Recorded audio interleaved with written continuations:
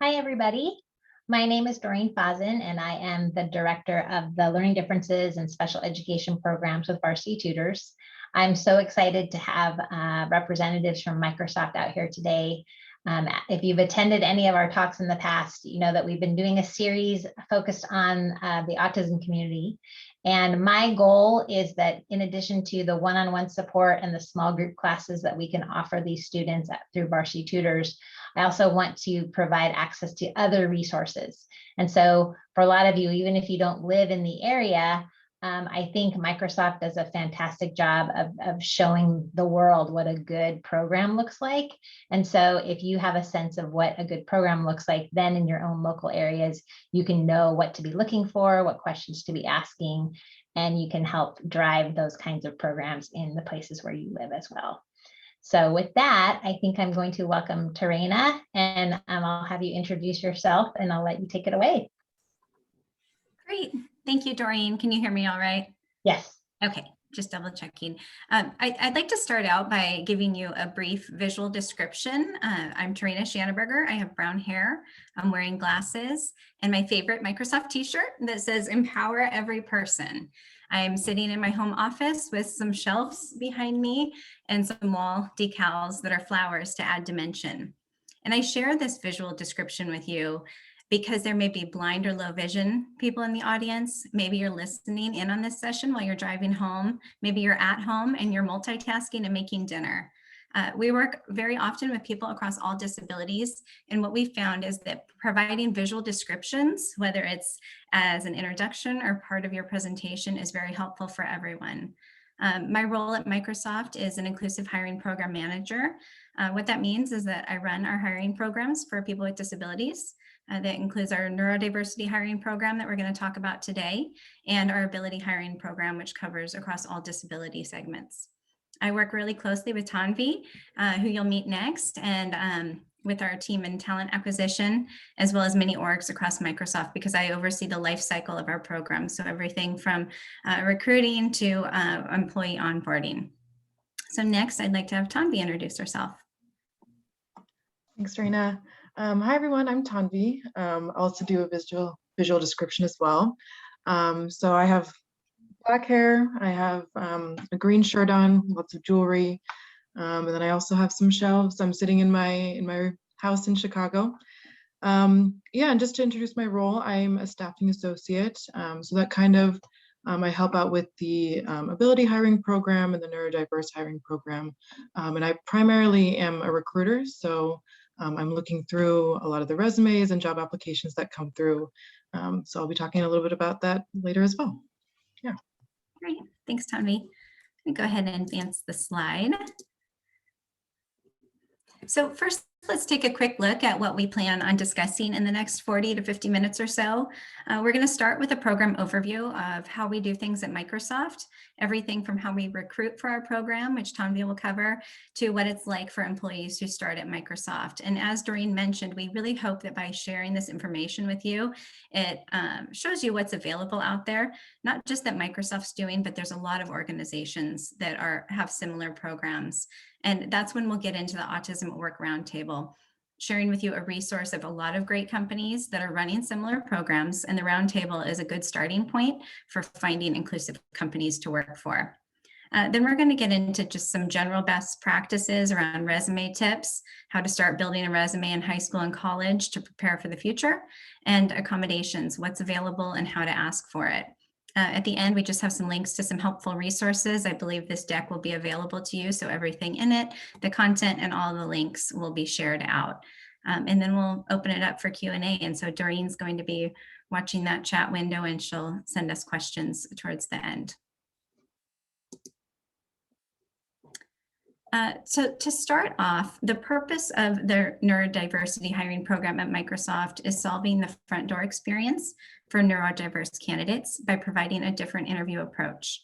We can all agree that people at Microsoft, people have worked at Microsoft who are on the spectrum, have dyslexia, have ADHD, and many more cognitive disabilities since the beginning.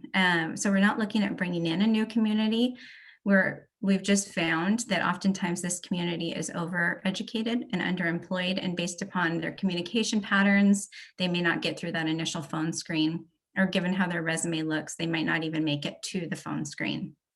So we're going to break down our program into 4 different phases: the planning and recruiting phase, the pre-screening phase, skills evaluation, which is what we call our cohort, where we bring candidates to Microsoft either virtually or we used to do in person. And we'll talk about what that looks like. And then once we hire and onboard our new employees, the support that we put in place for each of those new hires. I'm going to go ahead and turn it back over to Tanvi to go through the first 2 steps of recruiting and pre-screening. Yeah, so I also just want to preface this by saying that I know a lot of the people in the audience might be, I think we're at the high school level. So by the time you get to applying for internships and full-time roles, the process might change a little bit, but I also wanted to just give a little bit of insight of what we're doing right now. So the roles that we're looking for are interns and for full-time. And kind of what distinguishes that is that for interns, you kind of need to be in a bachelor's, master's, or a PhD program. And our internships run generally through the summer, generally about 12 weeks each for that. And then for a full-time role, we're hiring year-round for it. And there's not a degree required, excuse me. But the experience that you have and the projects that you do really make candidates stand out for the roles that we're looking for. And right now, mostly like all of our positions they do require a technical background, but as our program expands, that might change as well. But we're looking for software engineers, program and product managers, support engineers, and premier field engineers. So again, you're seeing engineer a lot in that, but that might change a little bit down the line. And kind of broadly, the general skills that we're looking for are, technical excellence, collaboration, and drive for results. Obviously, those are very broad terms, but with technical excellence, we're kind of looking at, the programs that the languages that and kind of seeing like what kind of projects that you've been doing, either within your classes or, any side projects that you have. And then with collaboration, looking at your kind of ability to work with others. And that can look very different for all candidates. Either it can be like, in person or, virtually as we are right now, or it can just be like email correspondence or anything like that. But I think a big part of it is like taking and giving feedback. So working in kind of a group setting, seeing that you are, working with, you're going to be having supervisors and stuff, and also working with colleagues. So seeing that you're able to kind of shift and navigate what your project is based on, what either your team wants or the customer wants or anything like that. And then the drive for results. And I think that's probably the biggest part that I'd emphasize right now, especially being high school students, is keeping that curiosity and, wanting to solve all these problems. I was actually just talking to someone like we don't necessarily know what path you're going down right now when you're in school, but, maintaining that kind of like that creative spirit, I guess is the best way to say it. It will kind of help you out. So always like having that desire to solve for problems. Yeah, I think that's the biggest piece of advice I can give you there. Yeah, and I think, wanting things to work out and looking at it back in the work sense, like wanting things to work out for the customer and the team, being goal driven. I think those are the big qualities there. Yeah. I might add a couple of things before we switch to the next slide. So when it comes to the role type, because we are Microsoft and because we are hiring engineers all of the time, that is what our program has been built around traditionally. But we are in the process of diversifying and adding more roles. We actually went into our retail stores and started a program in 2019 for retail store associates, and then the pandemic hit and then COVID hit, but it was a really great example of finding a non-traditional technical role that worked really well for our program. And so now that we're kind of all coming out of this COVID bubble that we've been in, and we're working with all of our hiring teams to start expanding roles more. So our ultimate goal is to offer more opportunities outside of just engineering. So we're working at moving in that direction. But before we, you know, in the meantime, what we have been doing is that the supports of our program, whether it's through interview accommodations or onboarding support, are offered for every employee at Microsoft.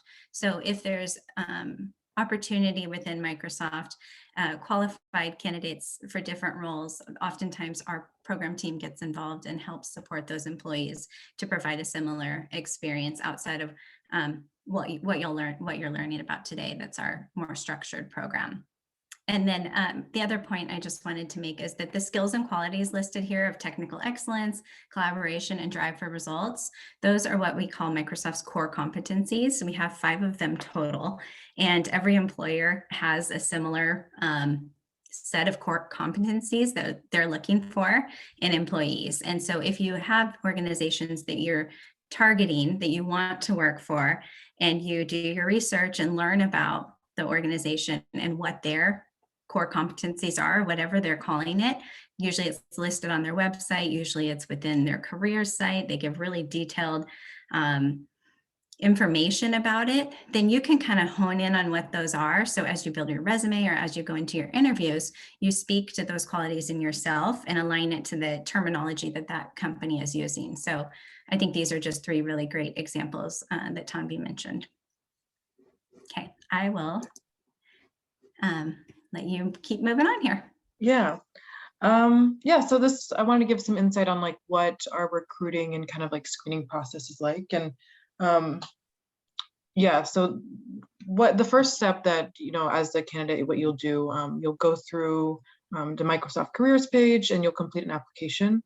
Generally what's with our application is we have some, you know, general questions about yourself as well as about your technical experience. Then you kind of have a chance to upload any documents. And usually what we're looking for is mostly just a resume.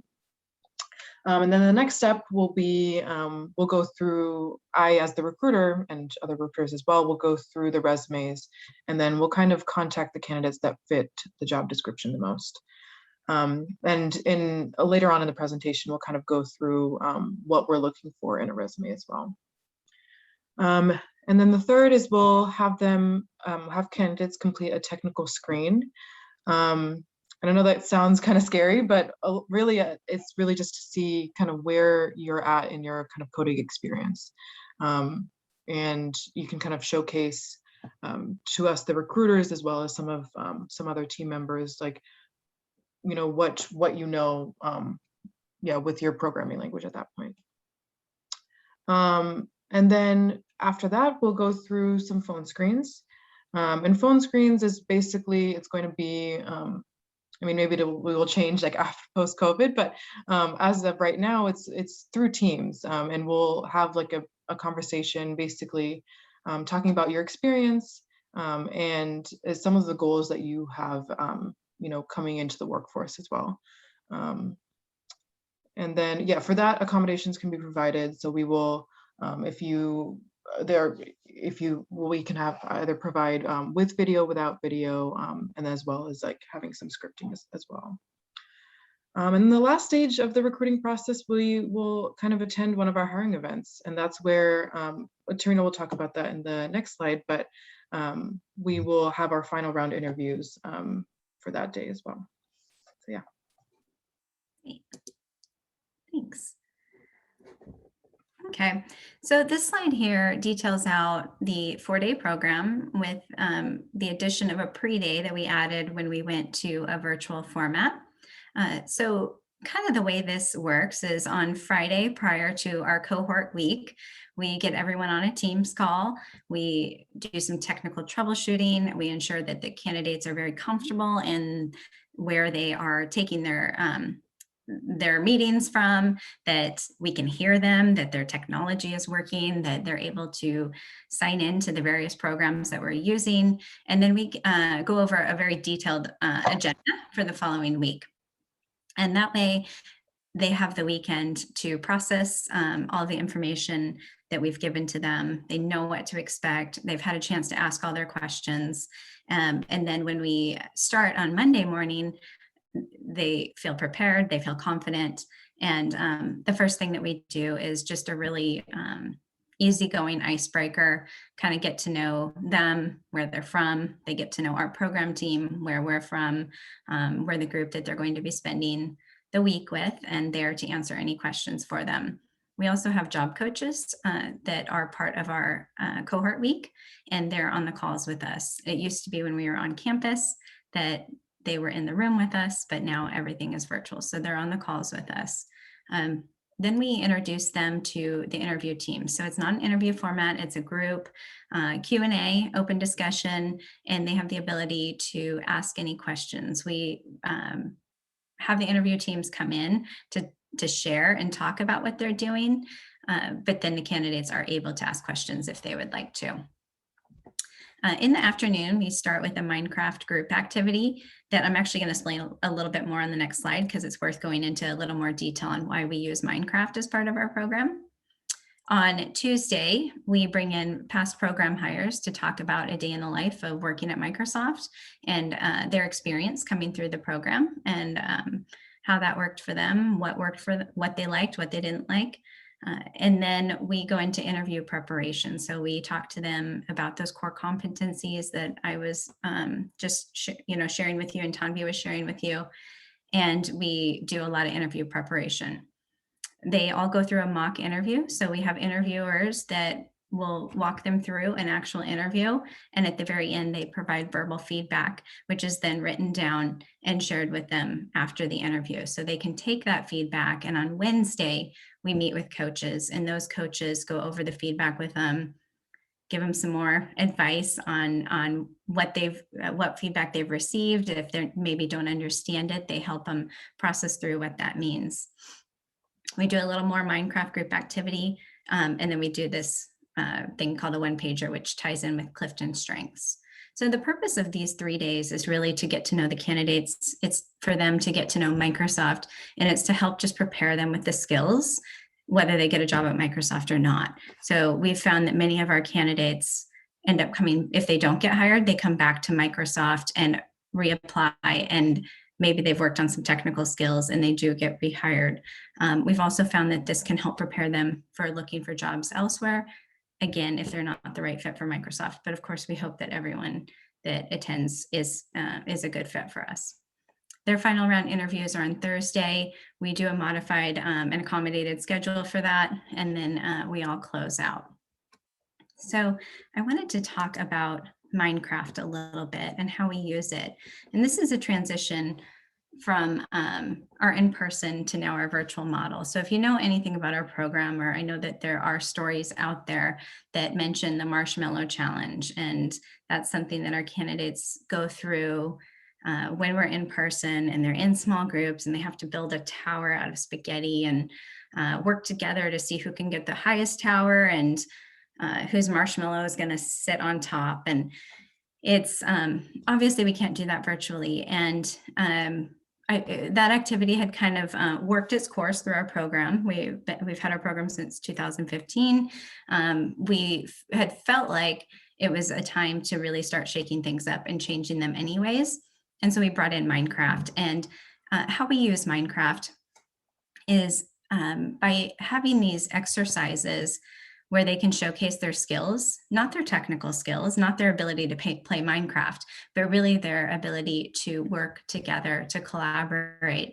And in this example that we're sharing on the screen, there's a color grid pattern. And if we have, say, 6 players in the group, we break them into small groups, they will work their way across the color grid pattern. And each time they step on a square, it's going to tell them if it's correct or incorrect.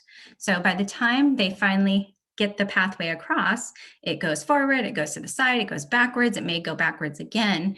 And you see how somebody will start to draw a map, or somebody will start to scribe, and somebody will start to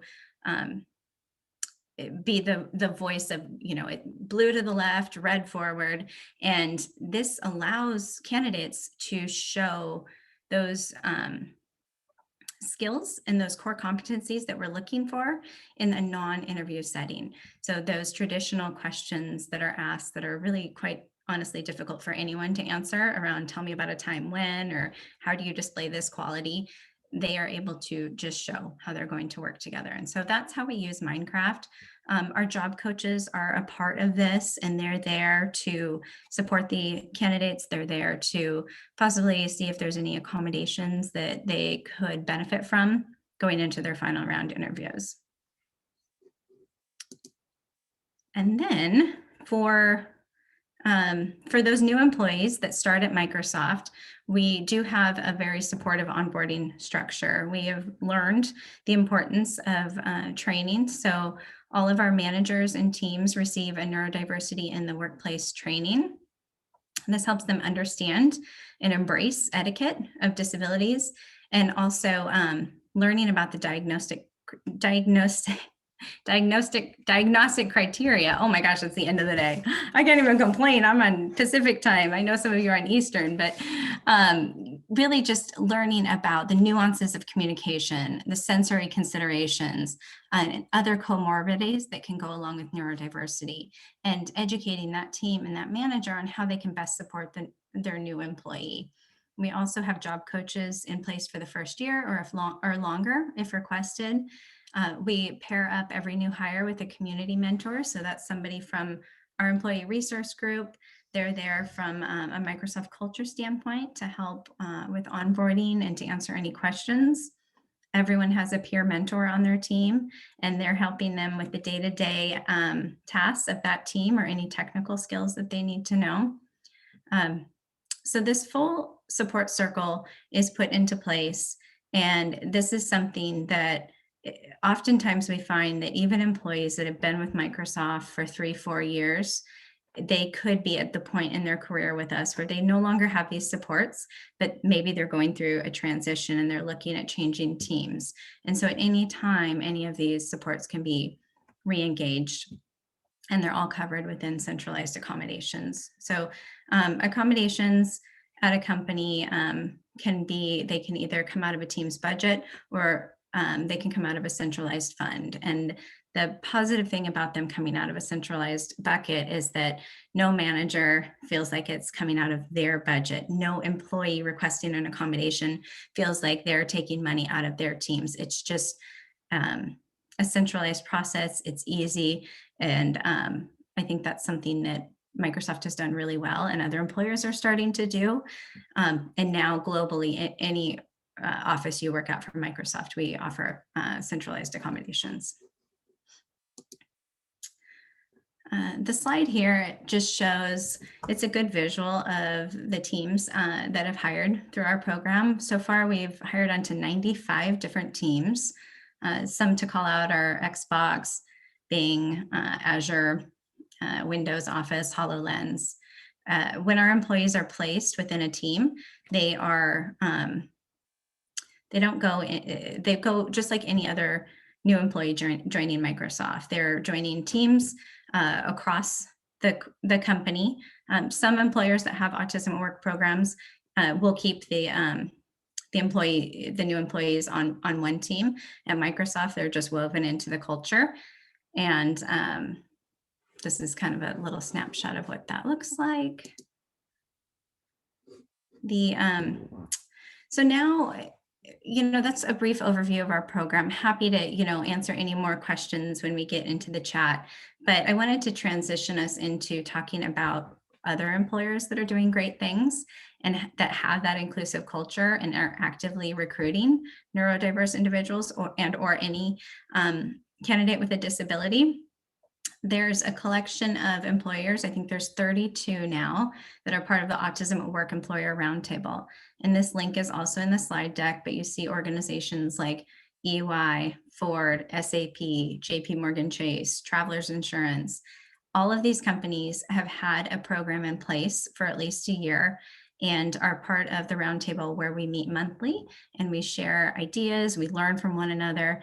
We recommend partners in various geographic areas. And we also all do a lot of consulting for other companies that are looking at starting programs. So In the last week, I spoke with Target, Hillrom, and another company that started with a V. I can't even remember their name. We are talking with so many companies all the time, and it's great that they want to do this. A small percentage actually have the funding and the executive support to do it, but they're doing it, and there's lots of employers out there. And I think that this, hopefully it shows you that there's these companies to start with, but there's lots of others out there that are doing really great things and have really great hiring programs. Okay, I'm going to send it back over to Tanvi to talk about some best practices for building your resume.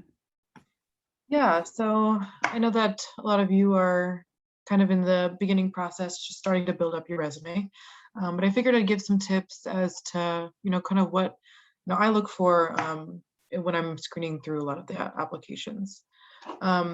Some words of advice is I would, first start off with just, kind of reading the job description pretty thoroughly and kind of tailoring your resume around to that.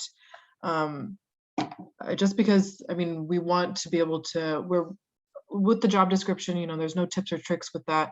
Really kind of just, those are the requirements that we're going off of. In terms of looks, I've put this example resume on the side. It doesn't have to be, just a blank piece of paper with black writing or anything like that. Adding some color is really nice. It makes it interesting to look at as well. You can have a picture, just add some color, add, kind of divvy it up in terms of how you're creating your sections, but it just makes it pretty to look at. I would also emphasize parts of your resume that match the job description. So looking at, if you're going in for a software engineering role or program managing role, like emphasizing the different programs that you have experience in. So like Java or Python, just, putting that in bold or italics was really helpful. Also, a word of advice is to keep it as concise as possible. I know, especially even with being at the high school level, you just kind of put every single experience on there, which is awesome and great, but try to keep it as relevant to the job description as much as possible. And just because sometimes I've seen resumes that are 4 or 5, 6 pages long, and sometimes it's not relevant, to what we're looking for. So that's why I kind of emphasize, reading that description, just so you can kind of tailor the resume to the description overall. Use data points and numbers to distinguish yourself from peers.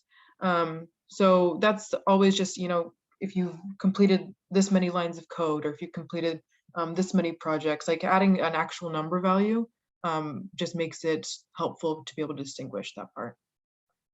And then, yeah, quality over quantity, kind of talking about going back to being concise. So just putting the experience that you think is relevant. And just refrain from using slang, acronyms, and abbreviations. So spelling out every single thing. So like if you're involved in a club that we don't really know about, I would just spell out the club name, or just spell out, the organization that you're a part of, because there's a lot that we can't keep track of completely. And then proofread. It's pretty simple, but proofreading is just, it adds that little bit of professionalism onto it, right? So just making sure that, all your words are spelled correctly, and it's formatting correctly as well.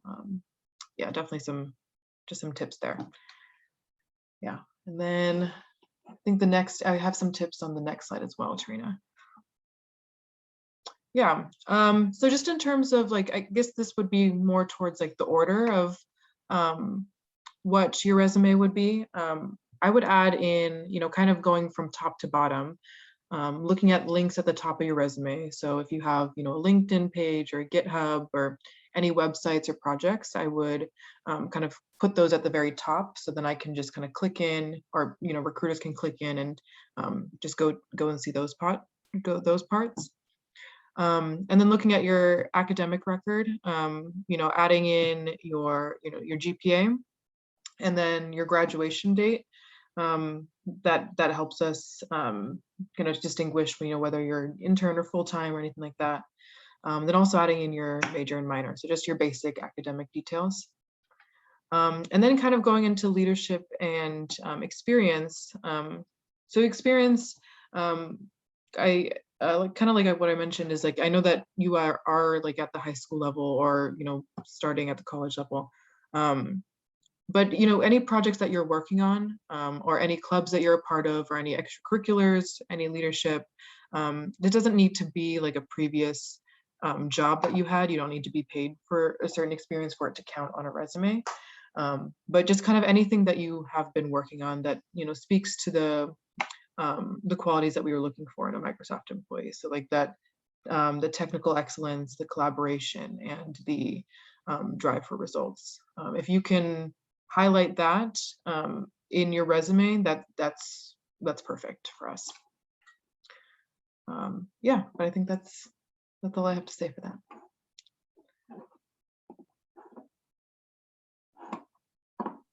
Great. Sorry, let me get myself off mute here. So we talked a little bit about accommodations, but I wanted to cover it in more detail because it is important and it's something that can feel uncomfortable for people, but it's, at least at Microsoft, we encourage people just to disclose. We encourage them to request accommodations during interviews.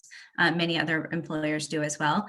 And so there's some tips here for how to disclose a disability to an employer. Oftentimes, once you get to that interview process or even through the application process, there's points at which you can request an accommodation. If you're working with a recruiter, if you have someone in human resources that you're talking with that has set up the interview for you, you can have the conversation with them. You're welcome to tell them as much or as little as you're comfortable with, and really be prepared to ask for what you need. Remember that, remember that the Americans with Disabilities Act forbids any employer from discriminating against applicants or employees based upon a disability. So just because you disclose does not mean that you're going to be out of, that this is going to disqualify you in any way from receiving a job. This is really an opportunity to ask for what you need and be set up for success in your interview and then eventually in your career with whatever company you're choosing to go with. So what you may want to disclose to an employer is you may want to ask about the details of the interview process. Ensure it's accessible to you. If you require cart services, captions during an interview, that's an easy ask and something that the more you learn about the interview process, the more you can learn about possibly what may be helpful to you. You don't want to be caught with any surprises or distractions during the interview. So the more questions you ask up front, the more prepared you are for that interview. That's a big reason that we put all of our candidates through a mock interview, because that gets them to shake out the nerves and experience what that interview process is like. And so they know when they're going into their final round interviews, really what to expect. So just asking those questions up front is really key. And then here's some common examples of accommodation requests. Quite a few of these are built into our program, but we also provide these based upon candidates' needs as well. So extended interview time. If you find out that an interview is 45 minutes and you feel like you could benefit by having an additional 15 minutes of time, maybe ask for a 1-hour interview instead of a 45-minute interview. If you find out that you have back-to-back interviews at Microsoft, we like to have 5 loops in a day. That means 5 back-to-back interviews. That's a lot. And so an accommodation that our candidates oftentimes request is longer breaks between interviews or spreading them out over a couple of days. Cart services, if you're not familiar with this, this is captions. It's a live captioner. That's something that oftentimes we have as part of our program. And that's an accommodation that can be asked for, as well as sign language interpreters. A couple other to highlight. training for interviewers. We do the training oftentimes if we have somebody who requests an accommodation and they would like to have the interview teams trained. We can train those interviewers, and they don't know who the person is, but they're just learning some inclusive behaviors for being a better interviewer. And then as they go through the loop, they know that somebody in that loop has requested the accommodation, but it helps us to ensure that our candidates are having a good experience. Okay, and then some resources here. The links to our program, if you would like to learn more, are at the top. That's and then the link to the Autism at Work Roundtable that I shared. Technical interview tips is going to just take you into a whole bunch of really great resources if you're interested in a career in technical. LinkedIn Learning, I'm actually going to open this, and hopefully I may have to stop sharing and reshare, but this is a super great site that LinkedIn just came out with.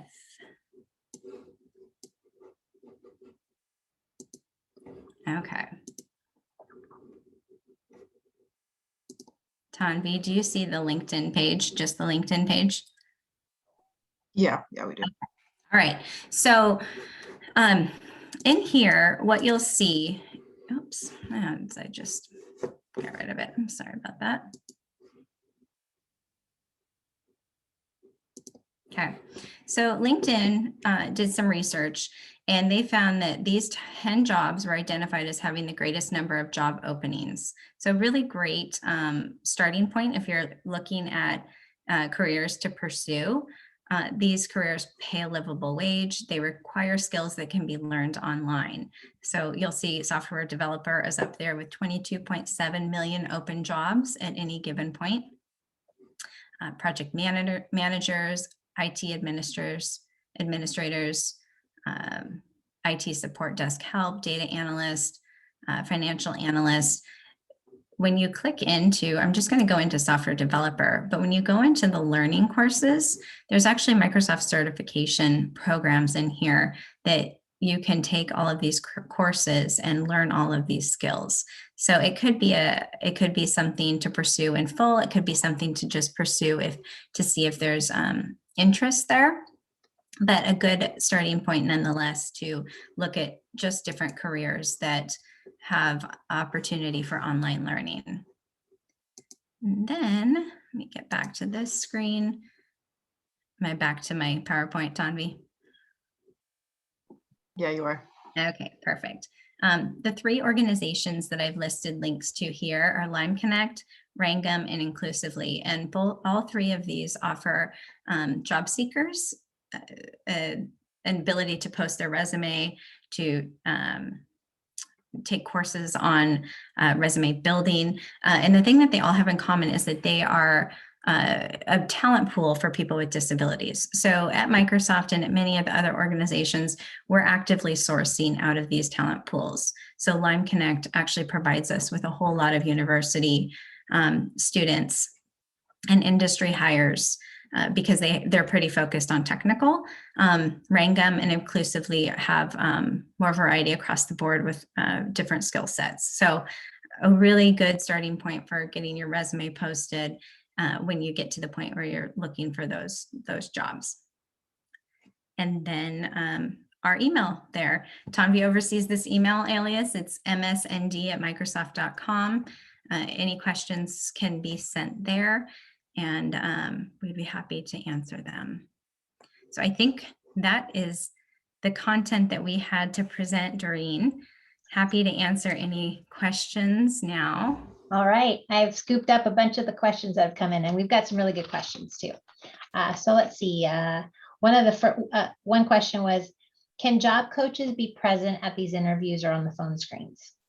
So if someone's working with like a third-party job coach, job support services type of organization. Yes, that's a great question, and they can definitely be present as either part of a virtual interview, or we provide job coaches as part of our program. but it's a great accommodation request to make. So if you are working with a job coach and they've helped you secure an interview and you feel like you would benefit from them being there as part of your interview process or your phone screen, most definitely I would make that request. Okay. We have a student who is, they're considering leaving high school and just taking the equivalency exam, getting their GED before they enter junior college. And the question is, how would you look on that kind of educational background, and would it hurt them in the application process? Yeah, so like I mentioned with the full-time roles, like we're not requiring any sort of, we don't require a degree. The trend that we've seen is that individuals with degrees do tend to go a little bit stronger, but like I kind of emphasize like those projects that you have, if you're learning programs and using, like Tarina showed, kind of the LinkedIn learning, if you have like a number of programs under your belt and you have projects that you can kind of show on your resume, that's mostly what we're looking for. So I'm not really looking for a certain school or a certain degree or anything like that. We're really looking to see the projects that you have and what you have kind of learned from completing those projects. And that could be a short one, it could last a year long.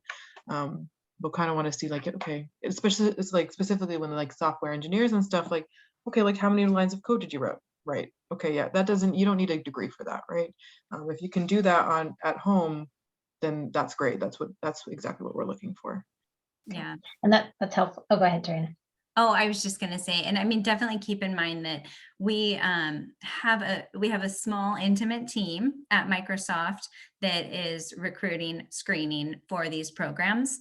But when you apply to other roles at Microsoft, you're going into the big pool of, running through the machine. They're finding those keywords.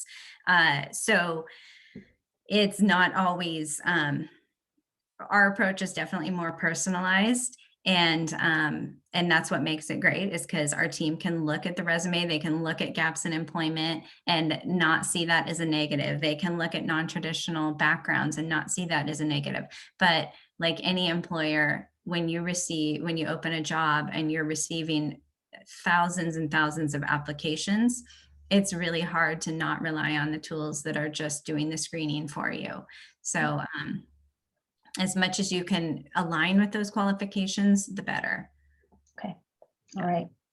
Let's see here. This was an interesting question. How is the interview process that you described different than the process that other candidates go through who aren't going through this program? Sure. Yeah, that's a good question. So our neurodiversity program has a 4-day cohort. So that in itself is very different, because we are taking the time to go through a bunch of other stuff besides just interviews. A traditional loop at Microsoft is going to be around 5 interviews. There will be the pre-screen with the recruiter over the phone, but then they'll be going through interview loops. Most of our interview loops are one-on-one. We don't do group interviews, but if you don't put an accommodation into place to change up that schedule, then it's going to be that traditional kind of back-to-back interviews. Our ability hiring program, which is a little different, well, it's quite different than our neurodiversity hiring program, is a 1-day hiring event that has all the accommodations built into it. So that's another great opportunity. We see a lot of neurodiverse candidates come in through the ability hiring. And what that looks like is a kind of a meet and greet with members of our disability ERG to get to know Microsoft and answer questions. And then they go into accommodated interview loops. All right, thank you. All right, let's see here. Another question. Are there any opportunities for people who don't necessarily have software development type of backgrounds, but they're strong in terms of using actual Microsoft programs like Excel and PowerPoint? Yeah, I mean, Microsoft is hiring in tons of roles all the time. But yeah, but then there's that but. For our program, it's specific roles.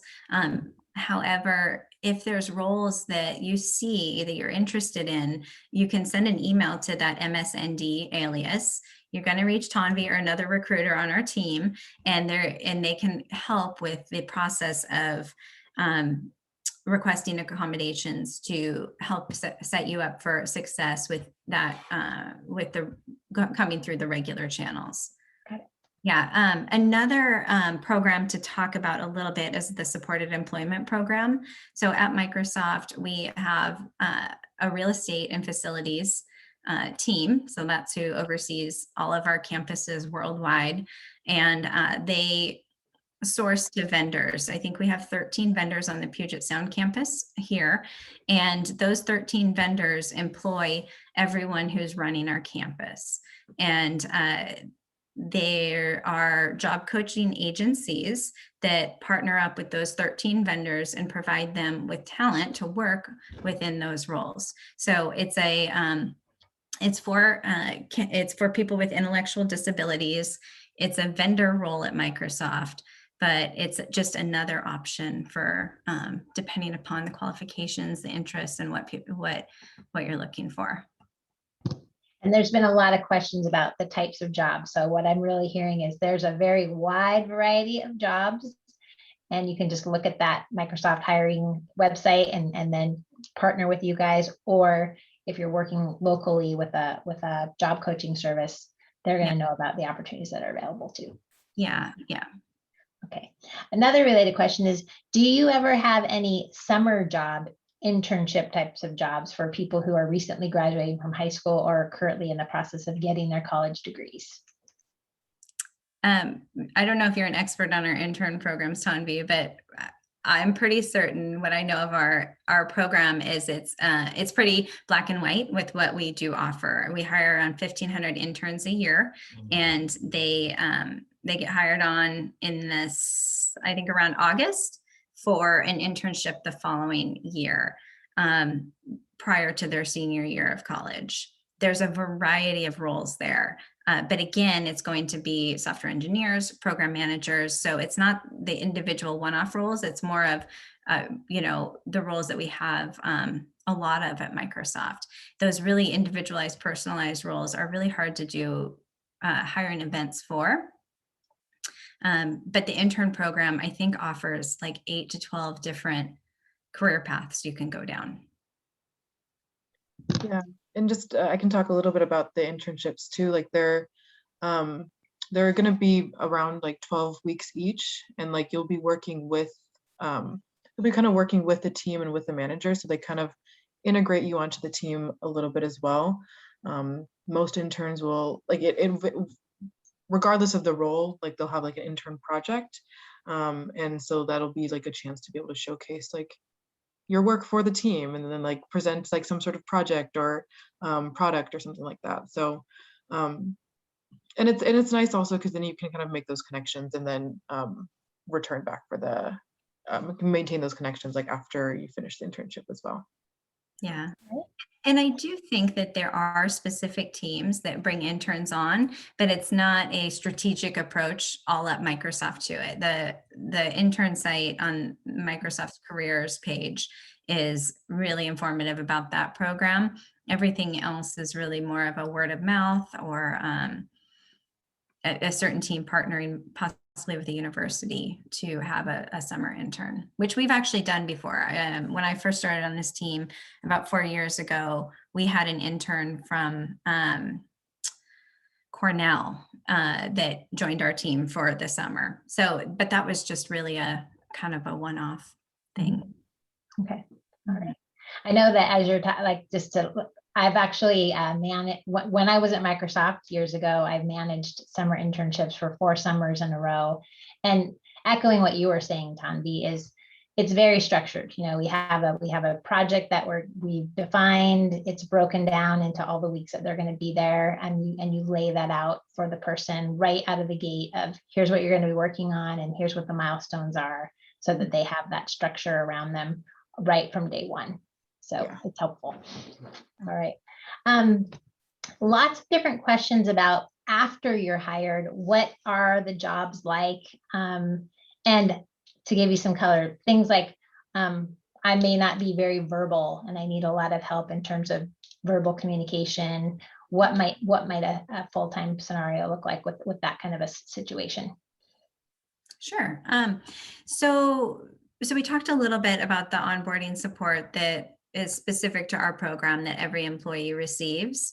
And through that, working with a job coach, they can help them to put into place different skills, and what works for them when it comes to communication. So we have this new thing at Microsoft where people are adding to their signature line. It's kind of like an automatic thing that goes in their email about how they would like to receive communication.